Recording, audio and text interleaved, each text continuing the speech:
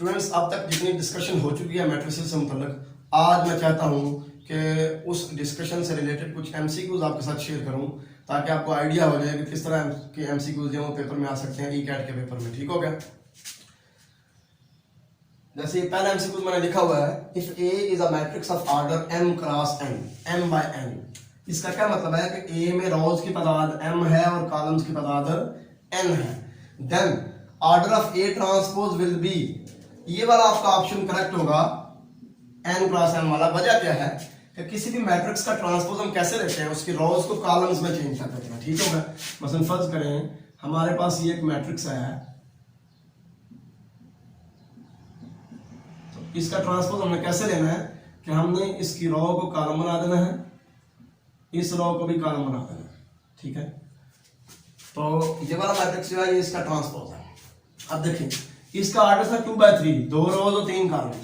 इसका ऑर्डर 3/2, 3 रोज और 2 column, reverse हो गया। तो लिहाजा m क्रॉस n मैट्रिक्स के ट्रांसपोज का ऑर्डर होगा n क्रॉस n। ठीक है? नेक्स्ट क्या है जी, इस तरह का ऑर्डर से मुतल्लिक आपको एमसीक्यू पूछा जा सकता है पेपर में।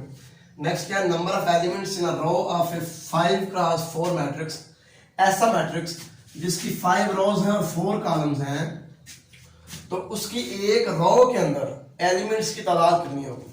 ठीक है? ये हमने यहां से आंसर देना है। अब देखिए ये जो मैट्रिक्स मैंने आपके सामने लिखा हुआ है ये 2/3 मैट्रिक्स है, 2/3। इसमें 2 रोज हैं और 3 कॉलम हैं। तो बल्कि मैं आपकी आसानी के लिए 5x4 मैट्रिक्स की ही जो मैं बात करता हूं। 5x4 हमारे पास मैट्रिक्स है और हमने बताना है कि इसकी एक रो के अंदर कितने एलिमेंट्स हैं। ठीक है? अब इस पर डिस्कस कर लेते हैं। 5x4, लो जी, 4 5 2 7 0 7 9 5 3 2 1 7 8 9, ये जो मैट्रिक्स मैंने लिखा है ना अभी, ये वाला, ये 5/4 मैट्रिक्स है। इसकी 5 रोज और 4 कॉलम है। ठीक है? अब हम हमारा क्वेश्चन क्या है, number of elements in a row of a 5/4 matrix, कि 5/4 मैट्रिक्स की एक रो में कितने एलिमेंट्स होंगे। ये 5/4 मैट्रिक्स है, देख लें, 5 रो और 4 कॉलम, तो इसकी रो में कितने एलिमेंट्स होंगे, 4 एलिमेंट्स। अब मैं आपको एक ट्रिक बताता हूँ। अगर आपको किसी मैट्रिक्स का ऑर्डर दे दिया जाए और कहा जाए बताएं कि भाई उसकी एक रो में कितने एलिमेंट होंगे, तो जितने उस मैट्रिक्स के कॉलम होंगे ना, कॉलम, उतने ही एलिमेंट होंगे एक रो के अंदर। ये देखिए इसके कॉलम 4 हैं, जिसकी रो में भी 1 2 3 और 4 एलिमेंट्स हैं। ठीक है? इसी तरह एक और चीज आपको मैं बता देता हूँ। अगर आपसे पूछा जाए कि number of elements in a column of a 5x4 matrix, column of, तो आपने नंबर ऑफ रोज के बराबर जवाब देना। आपने कहना जी एक कॉलम में कितने एलिमेंट है, 1 2 3 4 5। ठीक हो गया? 5 एलिमेंट्स हैं। कॉलम में एलिमेंट्स की तादाद नंबर ऑफ रोज के बराबर होती है और एक रो में एलिमेंट्स की तादाद नंबर ऑफ कॉलम्स के बराबर होती है। ये बात आपने सही रखनी है। ठीक हो गया? नेक्स्ट आ जाए तीसरा एमसीक्यू जो मैंने लिखा हुआ है, the matrix is a scalar matrix, diagonal matrix, rectangular matrix, identity matrix. ये मैट्रिक्स जो है ना स्केलर नहीं हो सकता, क्योंकि स्केलर होने के लिए भी सबसे पहले स्क्वायर मैट्रिक्स होना जरूरी है। ये मैंने आपको जब डिस्कशन की थी स्केलर मैट्रिक्स के बारे में, उधर मैंने कहा तो सबसे पहले तो उसका स्केल होना जरूरी है, तो स्केलर तो बाद में होगा। डायगोनल मैट्रिक्स भी सबसे पहले स्केल होना जरूरी है, क्योंकि ये स्केल मैट्रिक्स ही नहीं है, इसकी नंबर ऑफ रोज और नंबर ऑफ कॉलम्स इक्वल ही नहीं है, लिहाजा ये स्केल नहीं है। तो ना ये फिर स्केलर मैट्रिक्स हो सकता है, ना ये डायगोनल मैट्रिक्स हो सकता है, ना ये आइडेंटिटी मैट्रिक्स हो सकता है, क्योंकि आइडेंटिटी मैट्रिक्स का भी स्केल होना जरूरी है। ठीक है? ये रेक्टेंगुलर मैट्रिक्स है, क्योंकि इसमें नंबर ऑफ रोज और नंबर ऑफ कॉलम्स इक्वल नहीं है। तो जिस मैट्रिक्स में नंबर ऑफ रोज और नंबर ऑफ कॉलम्स इक्वल ना हो वो रेक्टेंगुलर मैट्रिक्स होता है, जिसमें इक्वल हो वो स्क्वायर मैट्रिक्स होता है। ठीक होगा ना? ये वाला ऑप्शन आपका जो ना वो ठीक होगा। अब नेक्स्ट चलते हैं, diagonal elements of a skew symmetric matrix are all same and non zero, all zero, all different and non zero, none of this.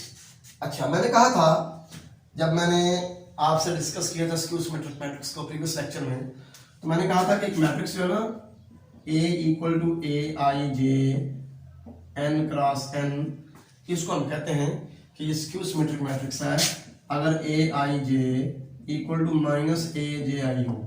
ठीक है? और मैं बात कर रहा हूँ मेन डायगोनल के एलिमेंट्स की। ये डायगोनल सिंपल लिखा हो तो आपने मेन डायगोनल समझना है, जिसे आप प्रिंसिपल डायगोनल कहते हैं। मेन डायगोनल के जो एलिमेंट्स होते हैं ना,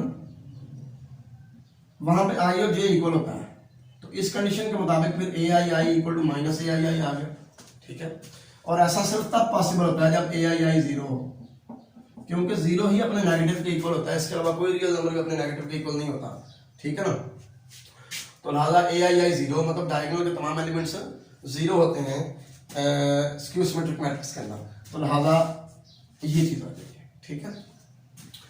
the product B A is possible if number of rows in B is equal to number of rows in A, number of columns in B is equal to number of columns in A, number of columns in B is equal to number of rows in A, number of rows in B is equal to number of columns in A। तो जब मैंने multiplication of matrices को discuss किया था तो मैंने आपको बताया था कि हम दो मैट्रिसेस को सिर्फ उस सूरत में मल्टीप्लाई कर सकते हैं जब पहले के कॉलमों की तादाद दूसरे मैट्रिक्स के कितारों की तादाद के बराबर हो। पहले मैट्रिक्स के कॉलमों की तादाद दूसरे मैट्रिक्स की कितारों की तादाद के बराबर हो, ठीक हो गया। तो यहाँ पे पहला बी है और दूसरा क्या है, ए है, तो फिर ये सी वाला ऑप्शन जो है ये करेक्ट है। Number of columns in B is equal to number of rows in A. 1 by n is order of a row matrix, column matrix, square matrix, none of this. देखिए स्क्वायर मैट्रिक्स का order तो ये हो नहीं सकता क्योंकि number of रोज और number of column same नहीं है, ठीक है। ये असल में क्या है, ये रो मैट्रिक्स का ऑर्डर है। रो मैट्रिक्स कौन सा मैट्रिक्स होता है, a matrix having only one row is called a row matrix, ठीक है। इसमें कॉलम पे कोई रिस्ट्रिक्शन नहीं होती कि कॉलम कितने होने चाहिए, इसलिए ये रो मैट्रिक्स का ऑर्डर है क्योंकि इसमें एक रो है, कॉलम जितने मर्जी हो, कॉलम n है, ठीक हो गया ना। We can subtract two matrices if they have same number of rows, same number of columns, same order, none of these। तो इसमें ना ये सी वाला ऑप्शन ठीक है क्योंकि दो मैट्रिसेस को हम सब्ट्रैक्ट तब कर सकते हैं जब उनका ऑर्डर सेम हो, यानी कि जितनी रोज पहले मैट्रिक्स में है उतनी ही दूसरे मैट्रिक्स में हो, जितने कॉलम पहले मैट्रिक्स में उतने ही दूसरे मैट्रिक्स में हो। क्योंकि जब हमने सब्ट्रैक्ट करना होता है तो करस्पॉन्डिंग एलिमेंट्स को सब्ट्रैक्ट करना होता है, पहले में से पहले को, दूसरे में से दूसरे को, तीसरे में से तीसरे को। और ये आखिरी एमसीक्यू जो आज मैंने लिखा हुआ है ये क्या है जी, कि हमारे पास एक मैट्रिक्स है A I J N cross N, square matrix है, is skew Hermitian, skew Hermitian if, ये ऑप्शन करेक्ट नहीं हो सकता। ये तो सिमेट्रिक मैट्रिक्स के लिए मैंने आपको बताया था ए I J is equal to A J आई, ठीक है ना। तो ये जो है ये स्क्यू सिमेट्रिक मैट्रिक्स के लिए मैंने आपको बताया था कि ए I J equal to minus A J आई, ये हर्मिशियन मैट्रिक्स के लिए बताया था। ये चीज मैंने आपको बताई थी स्क्यू हर्मिशियन मैट्रिक्स के लिए। असल में ना कोई भी स्क्वायर मैट्रिक्स स्क्यू हर्मिशियन होता है अगर उसमें कॉम्प्लेक्स एंट्रीज हो और उसका कॉन्जुगेट लेकर ट्रांसपोज देने से उस मैट्रिक्स का नेगेटिव आ जाए, ठीक होगा ना, मैट्रिक्स का नेगेटिव आ जाए। तो अगर इस चीज को ध्यान में रखा जाए ना, इस चीज को ध्यान में रखा जाए तो फिर ये करेक्ट है, A I J is equal to minus A J I conjugate, ठीक हो गया। तो ये ऑप्शन ठीक है। ये तो मैंने 7 एमसीक्यूज लिखे हैं, अब देखें ना इस तरह के कई एमसीक्यूज बन सकते हैं। आपको आइडिया देने के लिए मैंने ये डिस्कस किए हैं। मुझे उम्मीद है कि आपको कुछ थोड़ा आइडिया हो चुका होगा इस बारे में कि हमने ई कैट के पेपर के लिए मैट्रिसेस से रिलेटेड किस तरह के एमसीक्यूज तैयार करने हैं। नेक्स्ट लेक्चर में इंशाल्लाह मैं डिटर्मिनेंट्स का है तो वो भी मैट्रिक्स के टॉपिक है, लेकिन मैंने जरा एक पार्टीशन कर ली कि आगे डिटर्मिनेंट्स से मतलब हम डिस्कशन करेंगे। अल्लाह हाफिज़, अस्सलाम वालेकुम।